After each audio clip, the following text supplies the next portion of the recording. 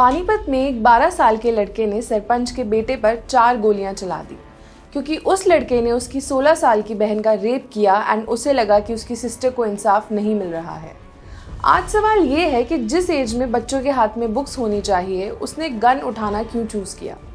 ये इंसिडेंट पानीपत के गांव का है। शूटर 12 साल का माइनर और एक्यूज सरपंच का 20 साल का बेटा।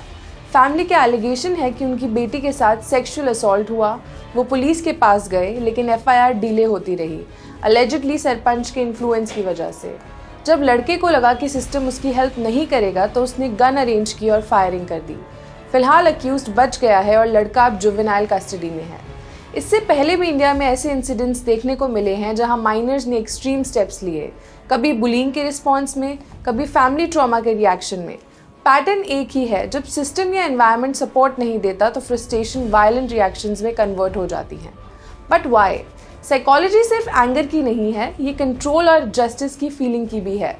एक बच्चा जब रेपिटेटेड हेल्पलेसनेस देखता है तो उसे लगता है कि सिचुएशन उसके कंट्रोल से बाहर है और ह्यूमन माइंड कंट्रोल वापस पाने के लिए एक्सट्रीम स्टेप्स लेता है। इसमें एक और फैक्टर ऐड होता है, एक्सपोजर टू वायलेंस, चाहे न्यूज़ हो, सोशल मीडिया हो या सराउंडिंग्स, जहां रिवेंज को कभी कभी सोल्यूशन की तरह दिखाया जाता है। लेकिन इस केस में कुछ और सवाल भी सीरियस हो जाते हैं। एक 12 साल के बच्चे तक गन पहुंची कैसे? पुलिस अकाउंटेबिलिटी फिक्स कौन करेगा?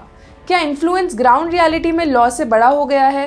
एंड मोस्ट इम्पॉर्टेंटली, क्या डिले इन जस्टिस इनडायरेक्टली लोगों को रिवेंज की तरफ पुश कर रहा है? इन दी एंड कानून के लिए ये एक क्लियर क्राइम है, लेकिन सोसाइटी के लिए ये एक रेड फ्लैग है। ये केस सिर्फ ये नहीं बताता कि एक बच्चे ने गन उठाई, ये बताता है कि उसने सिस्टम पर बिलीव करना छोड़ दिया है। और जब बचपन सिस्टम पर से भरोसा खोना शुरू कर देता है तो प्रॉब्लम सिर्फ एक केस नहीं, वो वर्स फ्यूचर की तरफ सिग्नल बन जाता है।